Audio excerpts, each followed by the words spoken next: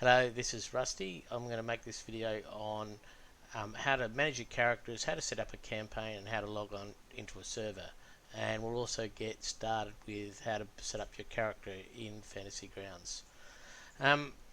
So first of all, everything starts with the initial launch software. So I'm just going to load that up so you can have a look at it.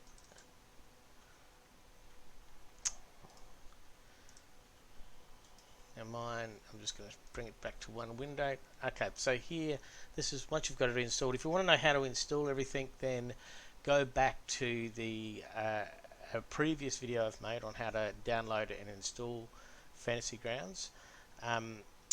But once you've got it installed, you've done your updates, you've adjusted where you're storing all your files, you're ready to go.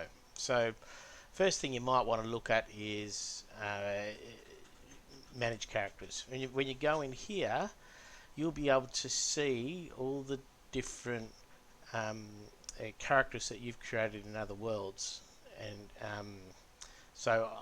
in other games that you've played with. So I know for one that this one here is one that I've been working on in another campaign, so I can load up that and have a look at my character there. This will take a little while for it to load. I should be able to see my character there. This guy, it drops the portrait of that. I can still get in there and I can go in there and do all my dice rolls and have a look, but I can't actually do a hell of a lot in terms of messing with my character sheet unless I'm in the game itself with my DM server. I could just in between game sessions get in there and have a look around, but I could create a new character without having to be log into my DM server. And then later on, what you can do is once you're with the server, once you create a new one here, you can upload that character you've created into that DM server. But that's manage characters. Just have a look at these different tool buttons that are in here. These are all links back through to the Fantasy Grounds website. So you can go to read some of the forums, some of the videos that will help you, and the stores, all that's there. So a lot of the stuff that I've learnt and that I'm putting in these videos have actually come from watching these videos as well. So get in there and have a look at that. Now, to create a new campaign, click on the campaign, put the name of the campaign. We're just going to call this tutorials, and I will do this one in 5th edition. So these are extensions. Now the extensions are things that you will get by looking through the forums in the Fantasy Grounds forums, and there's all sorts of different ones there. I might do a video later on different extensions that I've used, and they add a bit of flavour. They can be problematic. Sometimes they cause errors, so you do have to be a little bit careful with them. But yeah, there's a couple here that are really. Most of these just gives you desktop pictures to your game. The combat timer is really good. NPC flavors, I really like that. Now there's one there that is awesome. Roll for initiative. That is fantastic. So I'm going to load all them. That there is my server address, and this got me caught for a little while. The internal server address is if you're just playing on a local network, you can give that to the other players. If you're working on you're playing with games that are with people that are not on your local server, like your local network, you're gonna need an external address. Or you can generate an alias here, and that's what I've done. You can run a test. It's saying everything's working fine. And now I can just press start. So by ticking those different extensions, I could have changed the appearance of this layout and everything. This is the role for initiative extension. What this does is allows me to, all the players that log into my game will go up here, and then I can select those players or select all of them, and I can press initiative, and then I can press a button and get them to then roll their initiatives or do any other rolls at my request. And then on their screen, a little a dice roll, a window will pop up, and then they just hit that to do whatever roll that you ask them to make. It just means things can go a lot quicker. Downside of it is it's another extra task for the DM, and you are flat out when you're playing Fantasy Grounds. Right, so as a DM, the first thing that you're going to want to do is go to your library, go to modules, and then open up the books that you're going to want to use. So these are all the different books that I've had. I own some of them. Some of these are official content from Fantasy Grounds. Others are modules that I've produced myself. So you load up the games that you want to play. So let's say we're playing the Hidden Shrine of Timochan. Press load. You want to then have your DM guide for your players, your DM maps, Xanathar's guide to everything for the player and you. And that will start loading up files. Sword Coast Adventurers guide for players and yours. Player's handbook.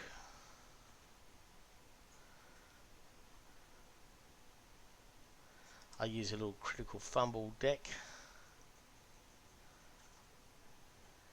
A critical hit deck. Put your calendars in.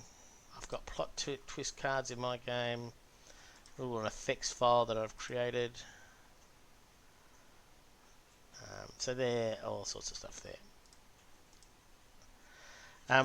Next thing is across here, you want to, these here will control what? Flags that you're going to see on your right hand side. What tiles or flags, whatever you want to call them. So I like to have them all on, have them all access, but if you're running out of real estate on your screen, you might want to just have create PC or play or just GM ones. But me, I like them all on. What's happened here is all the different modules that I've loaded are now listed here. So you can go into the player's handbook and you can bring up a list of all the images that are in that. And you click on reference manual, and that gives you all the different chapters. So that is pretty much the book, the player's manual. Everything in there is all contained within Fantasy Grounds. So we'll get into in another video the more about how to use Fantasy Grounds as a DM, but today we're just gonna just get to the point where we're getting started. So now what I'm going to do is I'm going to log out.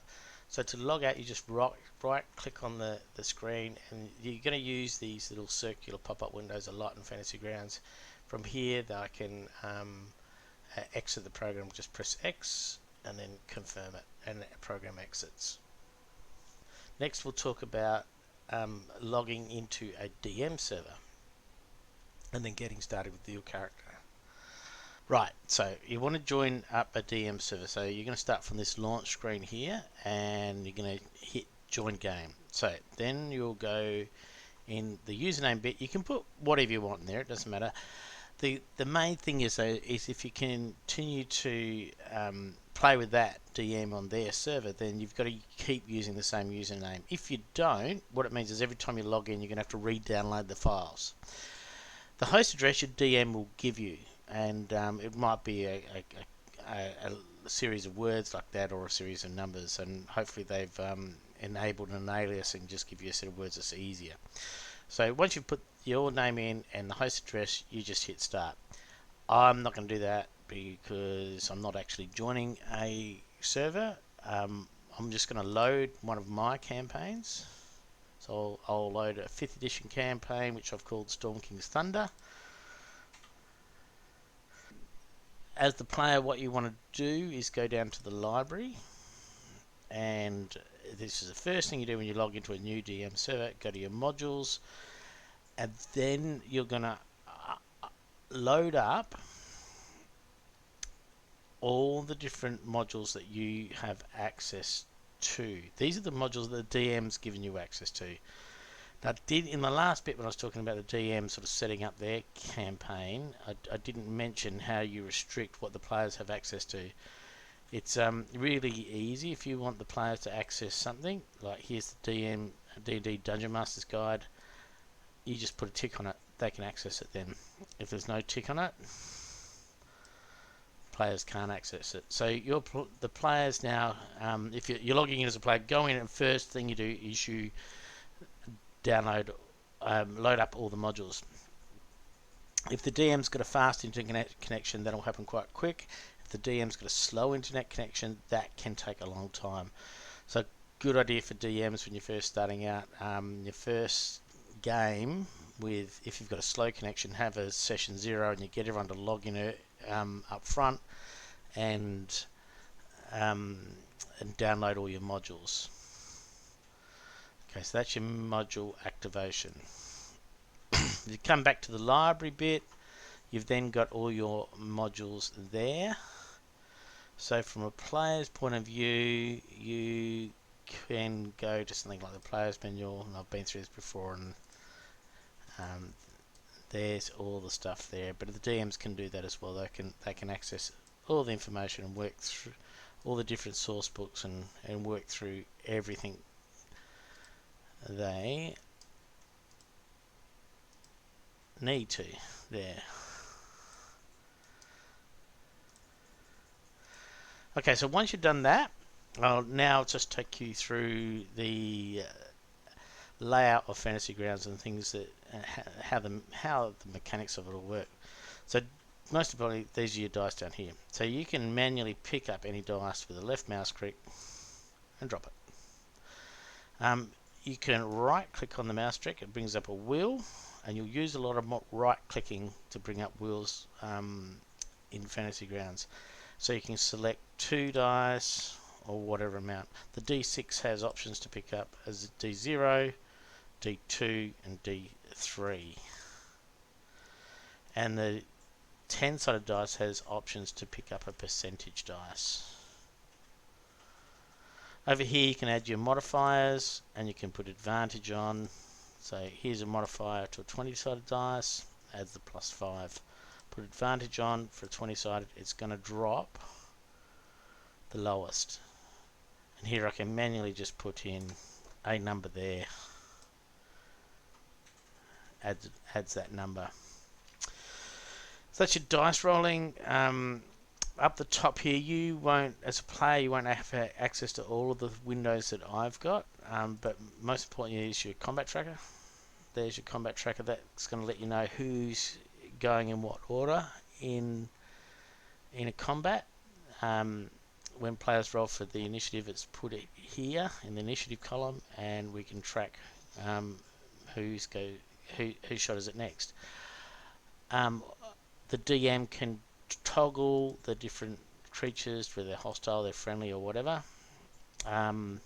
If they're friendly, like this is a trap, I've got that set to the hostile, so my players can't see the detail on it, and that they can't even see it because here I haven't got it highlighted to show the NPCs. If I click it, then the players can see it. So only I can see that. If I change it to friendly, then the players can see the details of that. Down here, this is an extension, the combat timer extension. I love this. If things are getting slow with gameplay, I can put the players under a bit of pressure and that'll start ticking down when the players get to their turn. It's not working at the moment because I haven't got the players actually logged in. And here this is what the players need to be aware of. when you're in gameplay and you've finished your turn, a good, really handy thing for you to do is just go straight to the arrow and click it onto the next actor, and then the DM knows you've finished everything you've had to say and can move on. And that's just really, I think, good protocol, good respect, and yeah, good protocol for your DM. They will appreciate that if you use that button. So in the combat tracker, the DM can they can open up, see who you're targeting there, see your characters, details, all sorts of stuff they can bring up there. What sort of effects you got placed on you? They can just click on that and bring up your character sheet. DM has access to all of that. Okay, so that was the combat tracker. Next one is the party inventory. So as a player, you should be able to see the main. That'll give you the all the basic stats for all the characters. The player won't be able to see the inventory, but the DM can, and the order. The players can see this, and you can then kind of, as a group, you can sort of put together a marching order for your group. And this is for the DM. Okay, this is where the DM can keep track of XP. So that was the party sheet calendar. Here you can keep track of events. The DM might decide that, so I can click on any day. I can put information that's just for me. This might be an event that I'm going to run on that day. I can put information to the player. Something significant is happening that particular day, and so players can go into the calendar and look at it. And I can tell the players what day it is the week by just pressing this little box here, and down here the actual day comes up. This little window here, this allows me to change the color of my dice. Just keep hitting it to make them dark. And change the color of the text, all sorts of stuff. Make the text black or white. This window is just for me. The players can't see that. I can change the mood. Maybe they've gone into a dungeon, it's all dark now, so the lighting's gone bad. Option, that's where the DM can change certain things within the game and how it works. Modifiers, this is important to players. So if your DM says to you, I want you to put cover on, you can go in here and hit that, and when you roll an attack, it will automatically apply cover to that attack. Or, you know, it might be superior cover, or it's an attack of opportunity, or crit. If you want to just to override everything and say, yep, this is an attack of opportunity, this is how you do it. And you can apply conditions that way.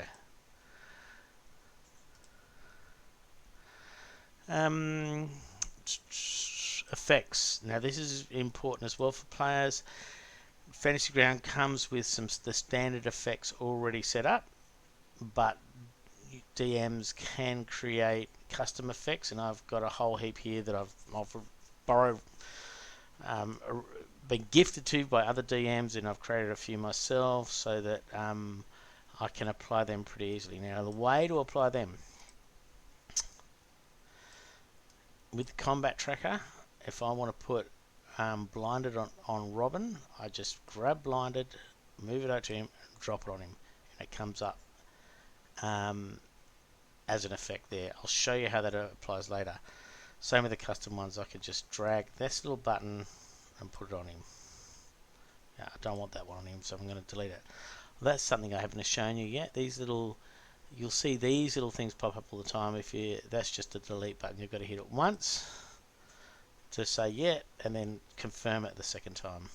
I'm going to leave blinded on him, so I won't delete that one. So they're the effects. Right, over here, we'll start with characters.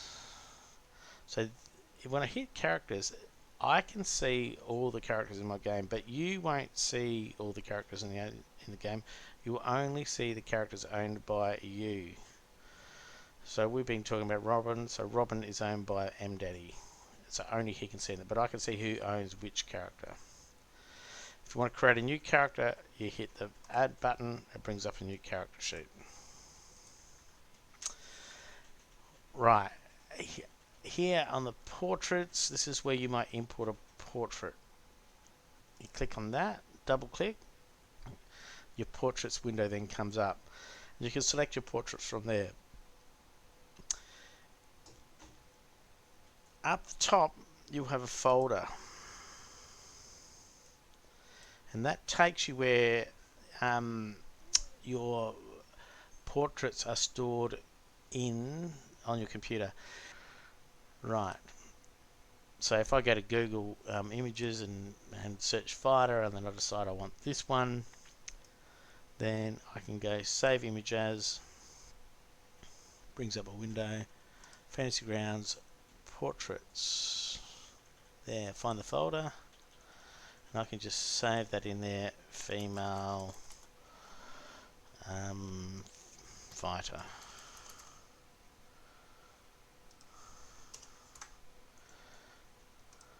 So that is now saved in here. That is now saved in here. Female fighter. There. That's it there. Now it takes a little bit sometimes to load it up when you hit it here. I don't know why.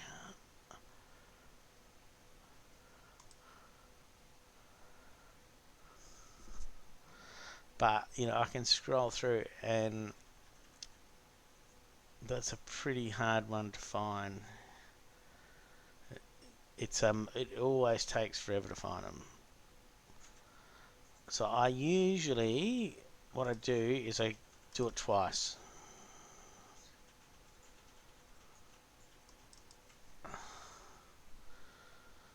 And hopefully it'll be here. Now they're not necessarily in alphabetical order, which also makes it harder. You just have to scan through it until you find it. Should be fairly easy. There she is. Got it. So that puts the female fighter up there. That's my portrait, what all the other players can see, and will show up in chat when you speak. My tokens, I come from here. Again, you can go to just went to Google, and I searched fighter token, brought some up. Sorry, get rid of that. Yeah, just do the search fighter token in Google Images. There's one that I like.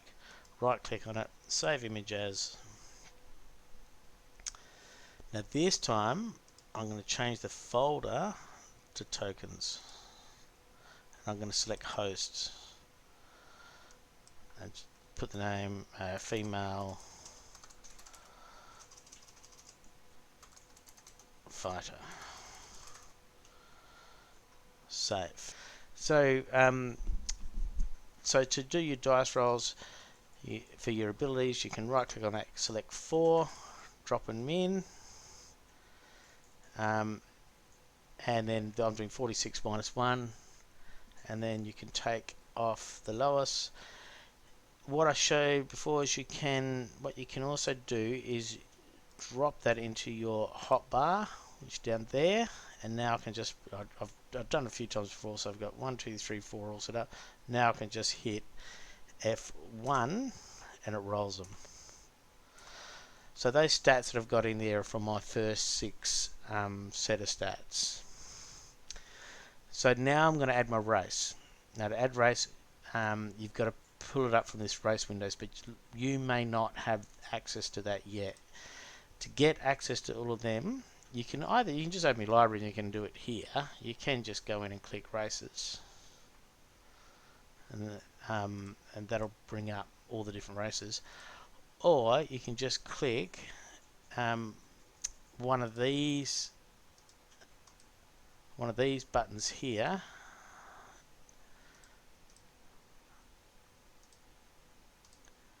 and it brings up more options on that right hand side. So I like to have it on all because that gives me everything. but I've got access to a few things as a DM that you wouldn't have as a player. So here, go to I want to put in my race now, so we're going to put just make a human. Open up the humans window. I can read all about the human there. Scroll down to the bottom. Gives me more links if I want to find out about how that works. Okay, and the other I've got the quick summary of the traits of a human. Now to install human into the character sheet, all I do is drag and drop that to race, and there. It now adds in all these little adjustments there. It populates it. So I want to, at any time, want to find out about the human, I can just click on that information bar and I've got access to it. Same with class. Go to class window. Let's just make this guy a rogue. Here, if you look in there, it says which source book it comes from, and that'll depend on what books you've got you've opened in your library. Remember back here. So there's a few rogue appears in a few different force books, and there's a rogue that has specific to Sword Coast Adventurer's Guide, and there's one to Player's Handbook. So your DM will tell you what you can and can't use. So I want to look at the rogue. Can read all about it there. That's a little image window. Scroll down, gives me all the leveling up, all those features there. And then I've got my equipment and everything, which we'll use that later for doing the inventory. Some archetypes there as well. And then information on all the different proficiencies and things about rogue are all there, and all the leveling up as well. Alright, so I like the rogue, I want to drop that in. It's just a case of going to there and you drop that in class and level. Pick my skills. I can pick 4. Tick. See these little magnifying glasses? They're important. You can pick that, and now we can drill down to what's happening at the class with the class and the leveling up. So I can put in here, I know that the first, to get to second level, I need 200 experience points, so I can type in there 200, and then as the DM allocates XP, that's going to go in there, and when I get to the next level, I know that I can do the level up. To do the level up, go back to Rogue and just drop it in again up to level 2, and I can keep doing that every time I level up. And every time I do it, whoops, wrong one. I'm picking an archetype here. It's going to populate my character sheet automatically. Sensors, anything special there, just type there. Here, armor class. If I've got any miscellaneous stuff to initiative, speed, or armor, I can put it in there. The hit points are already calculated as I as I've been doing the level ups. In my campaigns, I like to max out the hit points for my characters, so for my players, and so they have to go back and manually adjust their hit points because Fantasy Grounds has only just done it on the average. So that's the main page. Now these are die rolls. So that little symbol there, that one thing, that is a dice roll. You can click on that and roll a strength check. You can do your saving throws over here. You can do initiative checks here. Alright, and you can do a death save there. Depending on how your DM set it up, your Fantasy Grounds might automatically do your death saves for you. Skills. Down here, go to this tab here. Skills. So you can do your skill checks. there. You can put in miscellaneous adjustments to your skills. You can find out about the skills, what they do. Click on that little dot. You can, if you've got double the if you want double proficiency, you can toggle through this. Double proficiency, half proficiency, no proficiency. You can adjust it there. You want a new skill, you want to homebrew something, hit this little button here, hit the plus. I don't know. Let's say your DM wants to use something like disable device. Yeah, you just homebrew on it. You can put in a stat for it, whatever, and then adjust it like that. Then we're going to go to, so that's the skills, ability. So as I've been dropping in the levels, it's been populating this. Now these ones, what you have to do is open them up, and they're not going to automatically adjust things to the mechanics of the character sheet, because it doesn't always work out like that. So you actually have to read it and go, right, well, how am I going to apply that? Starting a second of your quick thinking energy allows you to move and act quickly. You can take a bonus action. Or that's you're just going to have to call that when it happens.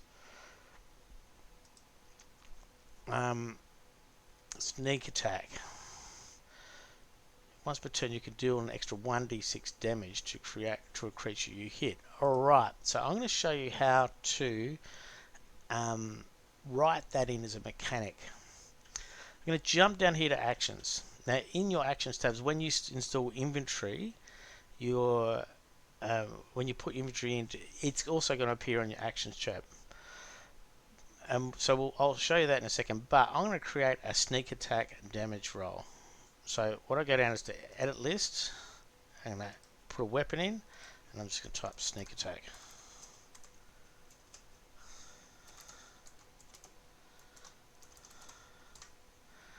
Right. So I want to make that just do damage. So I can open that little window here. I can put the properties of the sneak attack in. If I want to do an attack roll with it, I can adjust it there. You know what stats based on, whatever. I can put an extra bonus, say whether I'm proficient or not, just by toggling that. But the damage, that's 1d6 I think it said. So I'm going to grab a 6-sided dice, drop it there. And then I can put in piercing.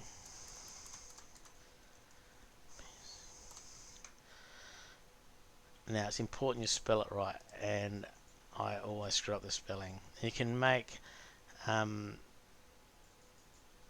it multiple of a level or ability, again base it on a stat, put in bonuses. Right, so I've set that up. Now that's there as a sneak attack. So if I get a sneak attack, all I do need to do now is click on the damage button, and that's going to apply. Right, so in all of these abilities, there's ways you can go through and adjust certain stats. If it relates to a skill, you can put in a bonus on the miscellaneous section. If it relates to initiative, speed, or armor class, you can do something there. Sometimes doesn't apply in every situation, and that's where you've got to be careful. So your abilities, just work through all of them individually until you get you sort them all out and make sure they're all working on your character sheet. Inventory here. So what we do is we go to the items menu, get rid of classes.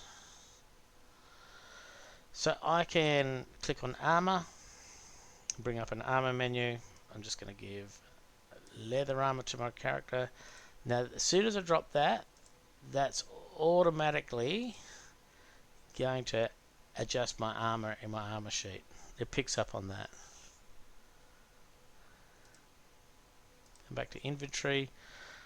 That was armor. Weapons.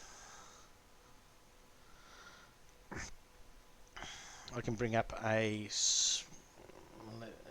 go through here. I'm just going to give this guy a spear.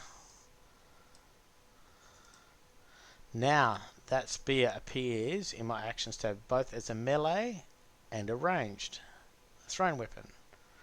And I might only have one spear, I might have 10 spears.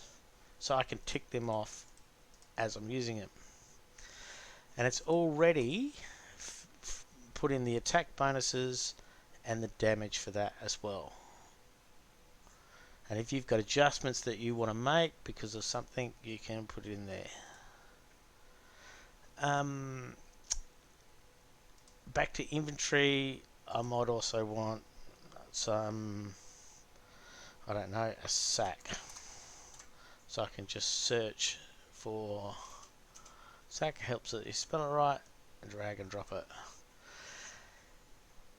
Now back with the, if I go back to the human, actually sorry, it was class.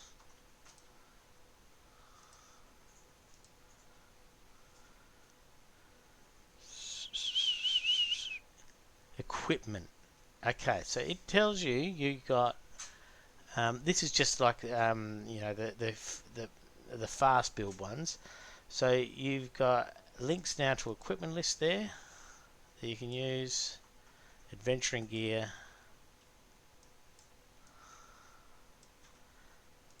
and tools there, and you just drag and drop them into your inventory. I want him to have a playing card set. Boom, there it is. Easy as. You can also click on that and it gives you a description of the playing card set. So there's always little descriptions of everything. Okay, let's get rid of a few of these windows.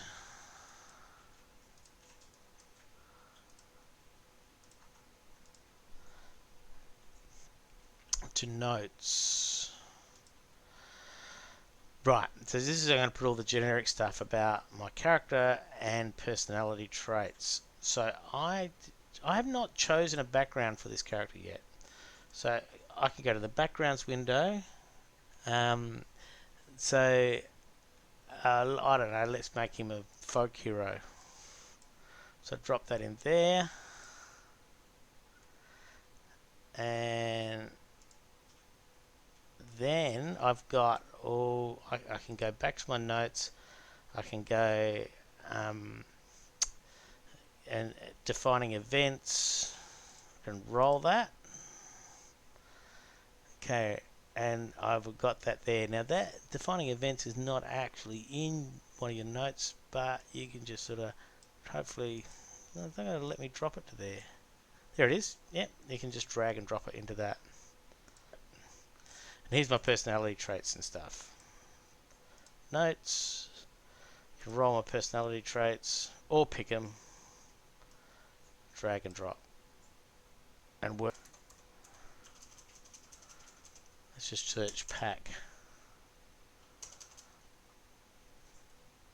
A bit of a lag here when you do this. Pack.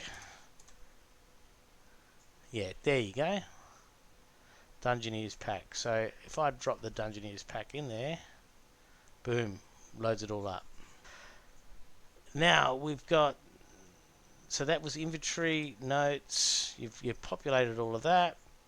Log. Here you can put in updates about what's happened with your campaign. Hit that little button, plus there you can put in, you can type little notes there. There you go. If you open up the adventure, you hit the little eye, this is where you can put in actual information about how you're accumulating gold, downtime, and renown points, everything like that. So your DM will guide you on that and what to put in there, depending on the style of campaign that you're running. The Adventurers League stuff gets pretty finicky with this all this sort of thing, and you can keep all your records there. Okay, and down to your actions. So making an attack, this is a button for your attack roll, and you double click on it. If you press advantage, going to roll twice, and it's going to drop the lowest. Once you've hit and it's been confirmed, hit that for your damage. To show you how this works, let's load up a map. So to interact with another token on the field, what you've got to do is, first of all, you've got to target them. So it's your turn on the combat tracker, there are arrows on you. So you press left control and left mouse click onto the character that you want to interact with. And you can see how it says targets Robin Swiftglade. Now what I do is I'm going to make a melee attack, so I have to be 5 feet. Now that I'm going to target it, I can hover over my character and it tells me how far I'm away from that character. So I want to be right up next to him because I'm going to hit him with my club or whatever I'm holding. So I've got him targeted. Open up my character sheet. I'm going to hit with the spear. So I just hit that dice there, double click it. Now watch what happens. It's doing it with advantage because remember we put blinded on Robin. See that? So blinded can't see. Robin can't see the attack coming, and it's missed him. Now, if I had have hit, then I can just apply the damage. He's currently on 10 wounds. I did it with a sneak attack, and he's done 2 damage. Right, so that's how you target and apply damage. And it pretty much works the same with spells and everything like that. All the spells will have that kind of same thing. Target, roll, and it'll do the saving throw. It'll apply the button to press the